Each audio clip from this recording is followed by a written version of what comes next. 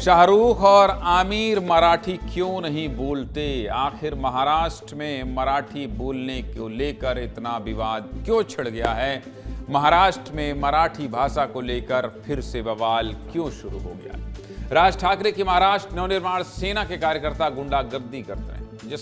जिसको मन कर रहा है थप्पड़ मार देते हैं, जिसको मन कर रहा है उससे माफी मंगवाने लगते हैं। इस मुद्दे पर सरकार के मंत्री भी आपस में लड़ रहे हैं। जो बाला साहब ठाकरे हिंदुओं की बात करते थे, आज उनके भतीजे राज ठाकरे की पार्टी के कार्यकर्ता हिंदुओं के साथ मारपीट कर रहे हैं। सीधे मुद्दे की बात यह है कि महाराष्ट्र में भाषा को लेकर खूब राजनीति हो रही है। पूरी खबर आपको दिखा देता हूं। महाराष्ट्र में मराठी भाषा को लेकर हंगामा कई दिनों से चल रहा है, लेकिन ताजा मामला 29 जून का है, जब रात के करीब 10:30 बजे एमएनएस का एक कार्यकर्ता महाराष्ट्र के मीरा रोड पर मौजूद जोधपुर स्वीट्स पर पहुंचते हैं।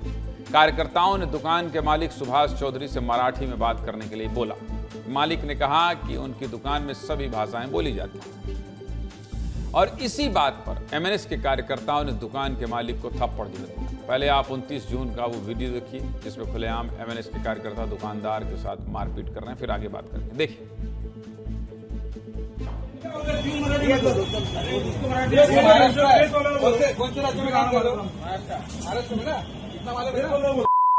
महाराष्ट्र में कौन सी भाषा बोली जाती है?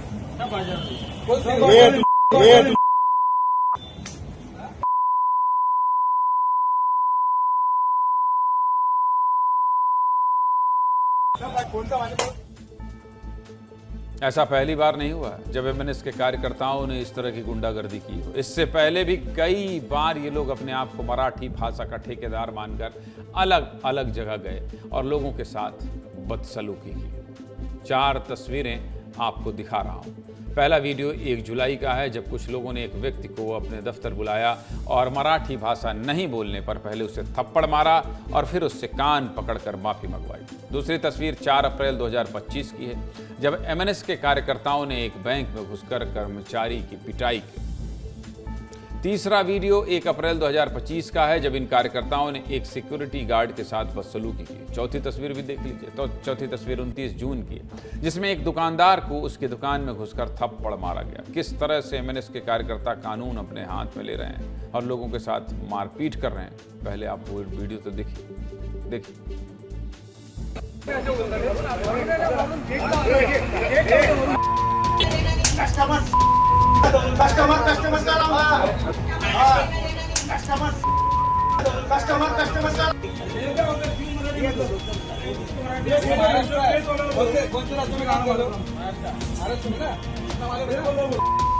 महाराष्ट्र में कौन सी भाषा बोली जाती है?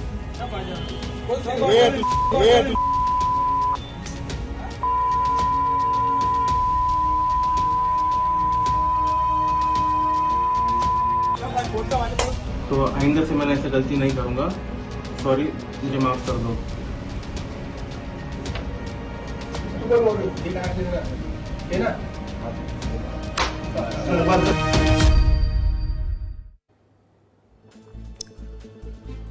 थप्पड़ मारने वाला आदमी मर्द नहीं है, ये मर्दानगी नहीं है, ये पुरुषार्थ नहीं है, बल्कि एक बुज़दिल इंसान है जो भाषा विवाद पर किसी व्यक्ति को इतनी बेरहमी से थप्पड़ मार रहा है। ये इंसान नहीं हो सकता। मराठी भाषा विवाद पर महाराष्ट्र के कैबिनेट मंत्री नीतीश राणे ने खुलकर बात की।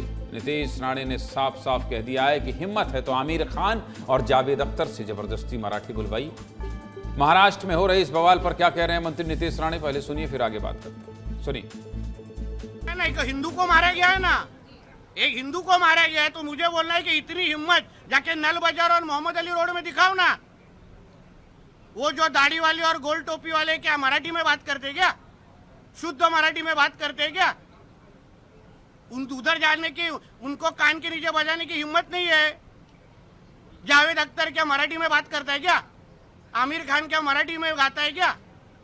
उधर उसके मुंह से मराठी निकालने की हिम्मत नहीं है। ये गरीब हिंदू को क्यों मारने की हिम्मत कर रहे हो? ये सरकार हिंदू ने बिठाई है, हिंदुत्व विचार की सरकार है, इसलिए इस तरह की कोई भी अगर कोई हिम्मत करेगा तो हमारी सरकार भी तीसरी आंख खोलेगी, इतना मैं कहना चाहता हूँ। इधर महाराष्ट्र सरकार के मंत्री नीतीश राणे एमएनएस की इस गुंडागर्दी का खुलकर विरोध कर रहे हैं।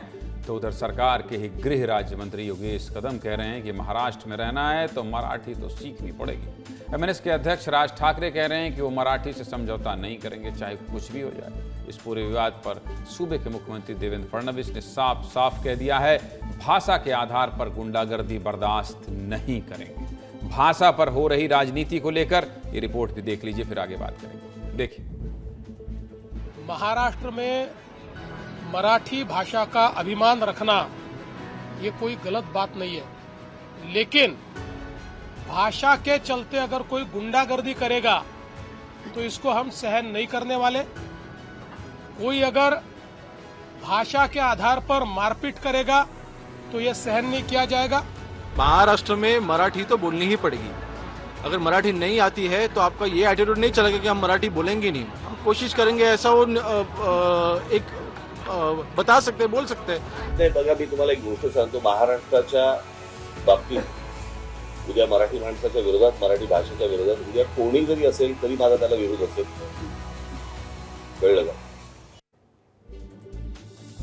जो कार्यकर्ता ये गुंडागर्दी कर रहे हैं वो राज ठाकरे की पार्टी एमएनएस के हैं और राज ठाकरे बाला साहब ठाकरे के परिवार से आते हैं। बाला साहब ठाकरे ने साल 1990 में एक भाषण दिया जो सोशल मीडिया पर जमकर वायरल हो रहा है। इस भाषण में बाला साहब ठाकरे कह रहे हैं कि महाराष्ट्र में रहने वाला मराठी है, लेकिन हिंदुस्तान में रहने वाला सिर्फ हिंदू है। सुनिए बाला साहब ठाकरे ने क्या कहा, सुनिए। हिंदुस्थानामध्ये आम्ही हिंदू आहोत आणि महाराष्ट्रामध्ये आम्ही मराठी आहोत।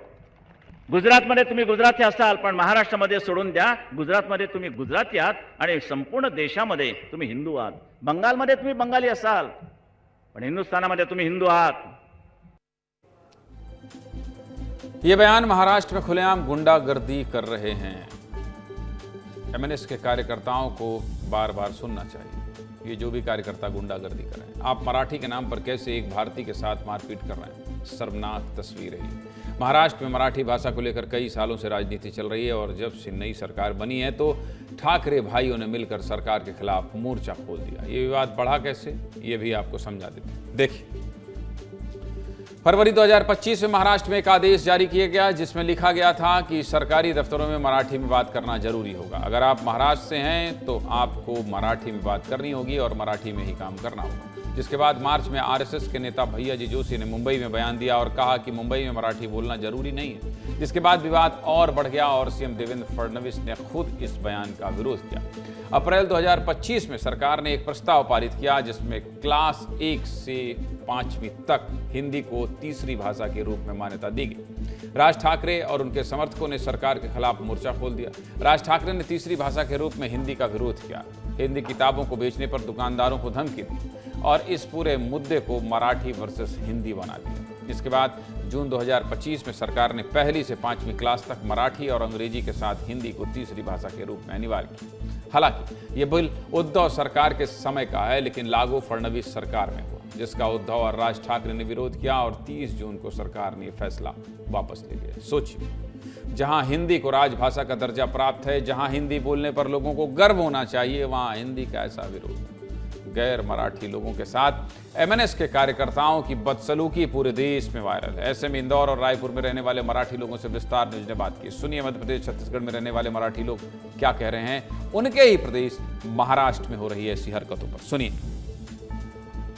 मी स्वतः मराठी आहे, पण मला इथे व्यवहार करताना हिंदीच बोलावं लागतं क्योंकि हम गैर मराठी राज्य में निवास कर रहे हैं। मुझे इस बात पे भी दुख है कि जो इस बात का बहुत पुरजोर प्रयास कर रहे हैं, क्या वो अपने बच्चों को मराठी स्कूल में पढ़ा रहे हैं क्या? ये राष्ट्रभाषा है, इसलिए आपको सब जगह हिंदी आना ही चाहिए। तो मराठी अगर कल महाराष्ट्र में मराठी कंपलसरी कर रहे थे, बहुत गलत है। किसी को मराठी नहीं आती, इसके लिए उसके ऊपर हाथ उठाना एक व्यवसाय के ऊपर, क्योंकि मेरा खुद का बिजनेस है।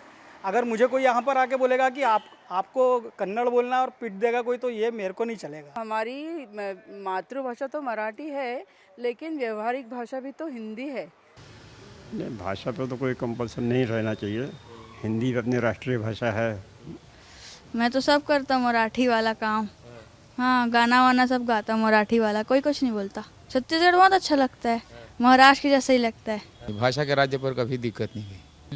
यहाँ के अलावा दूसरी जगह हमको बल्कि अच्छा नहीं लगता कहीं। हमारे मराठी बात करते हैं, उसके आधार पर छत्तीसगढ़ में कभी विभेद हुआ आपके साथ? नहीं। स्वतंत्र भारत है, अगर ये व्यक्ति की अभिरुचि है कि वो कौन सी भाषा को ज़्यादा पसंद करता है, उस पर ज़बरदस्ती विवाद करना मैं उचित नहीं समझता। सीधे मुद्दे की बात क्या है? सीधे मुद्दे की बात यही है कि महाराष्ट्र हो या गुजरात, सब हिंदुस्तान में ही आता है। सारी भाषाएं हिंदुस्तान की ही हैं और संविधान ने लोगों को अपनी मर्जी से भाषा बोलने का अधिकार दिया है। इसलिए ज़बरदस्ती मत करिए और हाँ, गुंडागर्दी तो बिल्कुल मत कीजिए।